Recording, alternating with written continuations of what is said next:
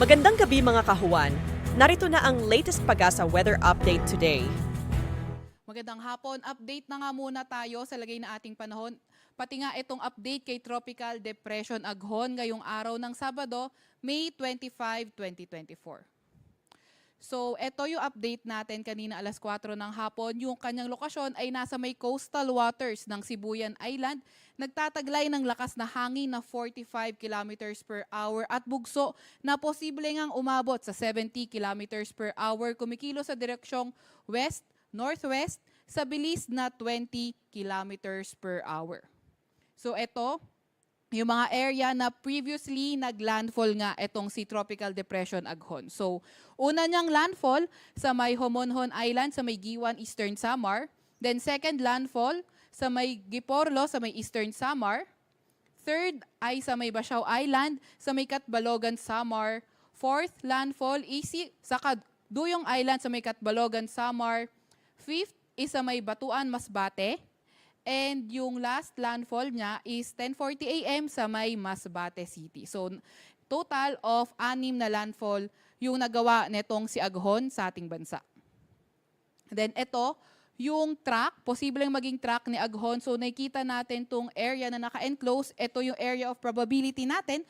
So, ibig sabihin ay posible kung magkaroon ng northward or southward shift sa area dito, pwedeng mapunta yung sentro ng ating bagyo. So, itong yellow-orange area din na ito ay ito naman yung area na malalakas na hangin.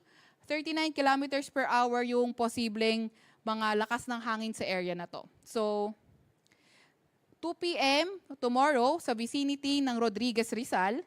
Then, on May 27, 2 p.m., 135 kilometers silangan ng Tuguegarao City, Cagayan.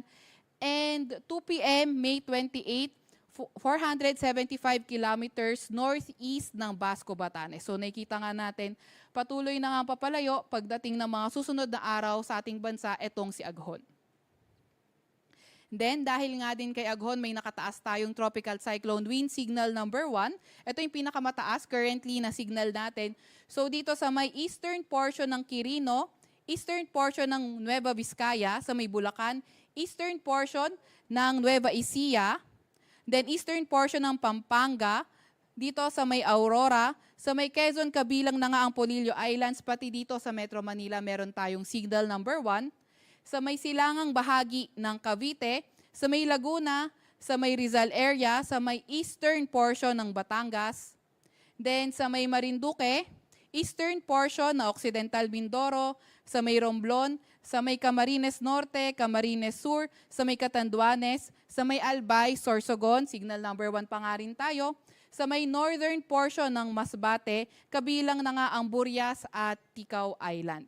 So itong areas na to, ito yung mga under signal number 1, and then sa ilang parts pa ng Calabarzon, Mimaropa, Central Luzon at Cagayan Valley ay posible magtaas tayo ng signal number 1, and yun nakikita natin pinakamataas sa tropical cyclone wind signal ay signal number 2.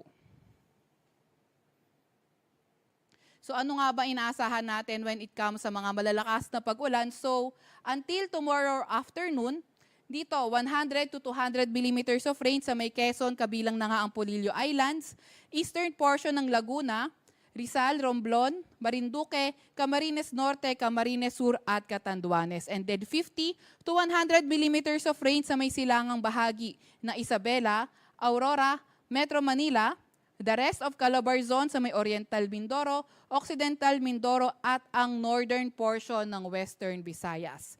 Then ano nga ba inaasahan natin tomorrow noon to Monday noon? 100 to 200 millimeters of rain sa may Quezon, kabilang ng Polillo Islands, Camarines Norte, Camarines Sur, Catanduanes, and then 50 to 100 millimeters of rain sa may Aurora, sa may silangang bahagi ng Isabela, Laguna, Rizal, Albay at ang northern portion ng Masbate, kabilang na nga ang Burias Islands. So, yung mga area na nabanggit natin, pati na rin yung mga nung mga nakaraan pa inuulan ay pinag-iingat nga natin sa mga banta ng pagbaha at pagguho ng lupa. Wala pa rin naman tayong gale warning, pero katamtaman hanggang sa malalakas na pag-alon, posible sa seaboards ng Bicol, sa may seaboard ng Quezon, eastern seaboard ng Eastern Visayas at ang western seaboard ng Samar at northern Samar. So ito yung inaasahan nating track ni Aghon. So inaasahan nga natin siya mag-move generally west-northwestward to northwestward at posibleng mag-landfall sa Marinduque in the next 12 hours. So during this period, dahil nagtatraverse siya sa ating landmass, hindi natin tinatanggal yung posibilidad na ito ay maging isang low pressure area.